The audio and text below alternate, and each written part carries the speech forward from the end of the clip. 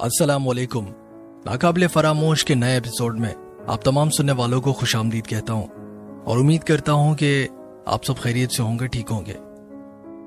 आज के वाकयात में जो पहला वाकया है, हमारी एक बहुत अच्छी लिसनर है, हमारी बहन मिस आयशा ने ये वाकया हमसे शेयर किया। आयशा कहती हैं कि ये वाकया तकरीबन आज से 18 साल पहले पेश आया था, जब मेरी वालिदा मोहतरमा हयात थी। मेरी वालिदा की उन दौरान तबीयत ठीक नहीं थी, वो बीमार रहती थी। नीचे घर में एक दिन उन्हें घबराहट सी महसूस हो रही थी, तो मैंने कहा कि अम्मी जान चलें छत पे चलते हैं और ताज़ी हवा खाएंगी तो शायद आपकी तबीयत में बेहतरी है। उस दौरान मेरी वालिदा बहुत बीमार थी और उनके इंतकाल से तकरीबन 3-4 साल पहले मैं ही उनके साथ थी। मैं ही उनके साथ हर लम्हात में थी, तो मुझे उनके एक एक दिन याद है। मैं अकेले कभी भी अपनी छत पे नहीं जाती थी। हमारी छत पे मुझे अजीब व गरीब एक्टिविटी महसूस होती थी, जिसकी वजह से मुझे खौफ होता, और हमारी छत हॉन्टेड भी थी। लेकिन उसके बावजूद भी हमें इतना महसूस नहीं होता था, क्योंकि हम तो नीचे रहते थे। मैं अपनी वालिदा के साथ छत पे चली गई। वहां एक सोफा पड़ा था लंबा। मैंने अपनी अम्मी जान को वहां लिटाया, उनके पैरों पर जाकर बैठ गई, उनके पैर दबाने लगी। थोड़ी देर गुजरी थी कि मेरी अम्मी जान की आंख लग गई, वो सो गई। मेरी वालिदा के सोते ही मुझे भी थकान का एहसास होने लगा। मैं अपनी अम्मी जान के पैरों की तरफ सर रखकर, मैं दुबली पतली सी थी, उसी सोफे पर लेट गई। अब थोड़ी देर गुजरी कि मुझे भी नींद आ गई और मैं सो गई। मगरिब से पहले हम वहां पर आए थे। अब मगरिब की आजान बस होने ही वाली थी। अचानक मेरे सीधे पैर की अंगूठे वाली उंगली के बराबर वाली जो उंगली होती है, उसे किसी ने पकड़ के हिलाया, जिसकी वजह से मेरी नींद थोड़ी सी खराब हुई। अब मैं देखती हूं कि मेरी वालिदा उस सोफे पर नहीं है। नीचे से किसी ने बेल बजाई थी, तो मेरी अम्मी जान नीचे चली गई दरवाजा खोलने के लिए। हमारी छत थी, हमारा घर था, और तो कोई बाहर का खौफ नहीं था। अब दोबारा से करवट पर आकर मैं सो गई। मेरी आंख लग गई। अब की बार किसी ने वही उंगली जोर से हिलाने की कोशिश की, जिसकी वजह से मेरी आंख खुल गई, और दोबारा मैंने इस बात को इग्नोर किया, क्योंकि मैं उस वक्त नींद में भी थी। मैं सो गई। आयशा कहती हैं कि दोबारा मेरे उसी अंगूठे के पास वाली उंगली को किसी ने बड़े जोर से खींचा, जिसकी वजह से मुझे तकलीफ का एहसास हुआ। मेरी नींद खराब हो गई और मैं उठ गई। अब जब मैं उठी हूं तो नींद खराब हो चुकी थी।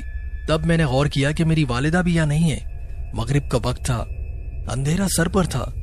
अम्मी जान को ना पाकर मैं काफी परेशान हुई। मैं यहां वहां भी देख रही थी, क्योंकि मेरे पैर को बड़े जोर से किसी ने खींचा था। और हमारी बहन आयशा कहती है कि मैं अल्लाह को हाजिर नाजिर जान के कहती हूं कि मुझे उस वक्त तकलीफ हो रही थी, किसी ने बड़ी जोर से खींचा था। यह था वो वाकया जो मिस आयशा ने हमसे शेयर किया। कहती हैं कि मैं चाहकर भी कभी भूल नहीं सकती। मैंने अपनी आंखों से वहां कुछ नहीं देखा, लेकिन जो मेरे साथ हुआ वहां पे किसी को होना चाहिए था, लेकिन वहां कोई भी नहीं था। यह बात वाज़ेह दलील थी कि हमारी छत पे कोई ना कोई मखलूक थी जो रहती थी, जिसका साया था, जिसने मुझे तंग किया। हमारी बहन आयशा ने और भी बहुत सारे वाकयात हमसे शेयर किए। शॉर्ट टाइमिंग की वजह से मैं अगले एपिसोड में आने वाले दिनों में इंशाल्लाह उनके तमाम वाकयात शेयर कर दूंगा। अब बढ़ते हैं कुछ और वाकयात की तरफ। जिस तरह इंसानों में अच्छे भी हैं, बुरे भी हैं, और आप सब जानते हैं कि नेक जिन्नात भी होते हैं। हमारे भाई जिसने ये वाकया हमसे शेयर किया, वो नाम बताना नहीं चाहते, ना ही एरिया से मुतालिक कोई भी मालूमात देना चाहते हैं।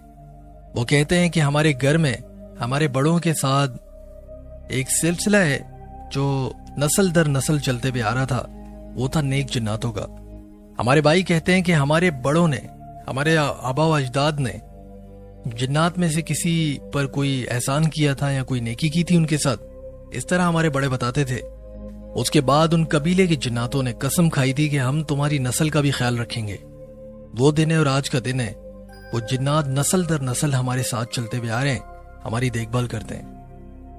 अब हमारे घर में अनफॉर्चुनेट ये हुआ कि हालात की वजह से हम तमाम भाई बहनों का बंटवारा हो गया, जायदाद का। हालात काफी खराब हो गए थे। आप जानते हैं कि जब शादियां हो जाती हैं तो सबकी सोचें एक जैसी नहीं होती, सबकी सोच मुख्तलिफ थी। इस वजह से जायदाद का बंटवारा हुआ। कुछ कहां चले गए, कुछ कहां चले गए। मेरी एक बहन थी जो कुंवारी थी, वो छोटी भी थी। अपनी बहन को तो मैं तन्हा नहीं छोड़ सकता। मैंने उसे लिहाजा अपने साथ रखना मुनासिब समझा, क्योंकि मैं भी शादीशुदा नहीं था। बाकी तमाम भाई शादीशुदा थे, वो अलग होने में ही बेहतरी समझते थे, तो वो चले गए।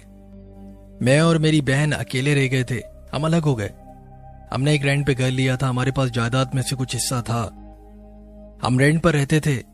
मैंने ये सोचा कि जायदाद में से जो कुछ पैसे मिले, अगर मैं उसे घर खरीदने में लगा दूंगा तो अपनी बहन की शादी नहीं कर पाऊंगा। इसीलिए मैंने बेहतर फैसला यही किया कि मैं जॉब करके, जो मैं जॉब कर रहा था ऑलरेडी, मैं उन पैसों से किराया पे करते रहूंगा, लेकिन अपनी बहन के लिए जायज का पैसा रख लूंगा, उसकी शादी करवा दूंगा। अब जैसे रात हुई, मेरी बहन नींद से डर के उठ गई। उसने कहा कि भाई, न जाने कोई चीज, ऐसा लग रहा था कि मेरे चेहरे के बिल्कुल करीब आई और फिर चली गई। दरअसल हमने कभी भी उसे फेस नहीं किया था। हमारे वालिदैन ने फेस किया था, लेकिन उनके इंतकाल के बाद, वालिदैन के इंतकाल के बाद जिन्नात ने शायद ये फैसला किया कि वो मेरी बहन के साथ ही रहेंगे, उन्हीं को फायदा देंगे, उन्हीं के साथ दोस्ती रखेंगे। अब मेरी बहन पहले दिन डर गई थी। दूसरे दिन दोबारा उसके साथ कुछ ऐसे ही वाकया हुआ। किचन में जा रही थी कि अचानक उसे किसी की परछाई नजर आई जो सफेद थी। अचानक से कोई भागते हुए उसे नजर आया तो मेरी बहन दोबारा डर गई। मैंने मालिक मकान से बात की कि आपके घर में कोई आसेब का मामला है, तो उसने कहा कि हरगिज नहीं, ये बिल्डिंग अभी तैयार हुई है, ऐसा कोई भी यहाँ पे मामला नहीं है। तो मैंने जब देखा कि वो इतने शॉर्टी से कह रहा है तो नहीं होगा, मैंने अपनी बहन से कहा कि शायद ये तुम्हारी गलत फहमी है। बहरहाल मैंने इसे सीरियस लिया। किसी साहिब इल्म शख्स से राब्ता किया तो उसने बताया कि नहीं, तुम्हारी बहन सही कह रही है, तुम्हारे घर में कोई नेक बुजुर्ग जिन है जो बहुत अच्छा है। जब मैंने मायना किया, दरअसल हमने उसे बुलाया था अपने घर में, तो जब वो हमारे घर आया तो उसने कहा कि यहाँ पे बहुत अच्छी खुशबू आ रही है और ऐसा लग रहा है कि कोई तिलावत भी कर रहा हो। तो मैंने कहा हाँ, ऐसी आवाज तो आती है, लेकिन ये पड़ोसियों की है, उनकी खिड़की बिल्कुल साथ है। तो मैंने कहा कि नहीं, ये पड़ोसियों की नहीं है। बहरहाल उन्होंने कहा कि तुम्हारे घर में कोई नेक जिन है, बेफिक्र हो जाओ, कोई नुकसान नहीं पहुंचाएगा, लेकिन तंग मत करना और नापाकी मत होने देना घर में। अब आहिस्ता आहिस्ता वो हमें फायदा पहुंचाने लगे। कभी खाना बिल्कुल तैयार किचन में मिलता था, कभी चाय का कप भरा हुआ मिलता था, कभी तकियों के नीचे से पैसे मिल जाते। एक बार मेरी तबीयत बहुत खराब थी, मैं बहुत बीमार था और काम पर भी नहीं गया। मेरी बहन बहुत परेशान थी और रो रही थी। उस दिन मेरी बहन वालिदैन को याद करके बहुत रो रही थी, क्योंकि हम अकेले रहते थे। मैं बहुत गंदी खांसी कर रहा था, तो मेरी बहन ने सोचा कि शायद सर्दियां भी हैं, इसे थोड़ा सा नीम गर्म पानी पिलाया जाए, हो सकता है बेहतरी हो जाए। मेरी बहन किचन की तरफ गई थी पानी को थोड़ा गर्म करने के लिए। जब वो वापस लौटी तो देखा कि एक सफेद पोश मेरे सर पे हाथ रख के दुआ कर रहा था और मेरी बहन चीखने लगी तो वो गायब हो गया। तो मेरी बहन डर तो गई थी, लेकिन उसने कहा कि भाई, आपको कुछ हुआ तो नहीं। जब उसने देखा कि मैं बिल्कुल ठीक हूं, और यकीन करें थोड़ी ही देर बाद मेरी तबीयत बेहतर होने लगी, उसने मुझ पर दम किया था और अल्लाह के फजलो करम से मेरा बुखार भी कम हुआ। मैं उठ के खड़ा हो गया तो मेरी बहन हैरान हुई। उसने कहा कि मैंने एक बुजुर्ग को देखा जो जुब्बे में था, जिस तरह अरबिक थौब होता है इस तरह उसने पहना था। उसका चेहरा मुझे नजर नहीं आया, वो बहुत लंबा था, लेकिन आपके सर पे वो दुआ कर रहा था। और ये सुनने के बाद मैं भी हैरान हुआ। ये बात जो उस आलिम साहब ने बताई थी वो बिल्कुल सही निकली।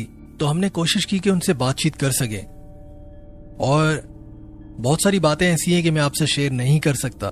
बाद में मुझे इस बात का पता चला कि वो दरअसल वही जिन है जो हमारे वालिदैन के साथ भी था और उससे पहले हमारे दादा दादी के साथ था। तो ये एक सिलसिला है जो नस्ल दर नस्ल मुंतकिल होते जा रहा है, और आज वो मेरी बहन के साथ है।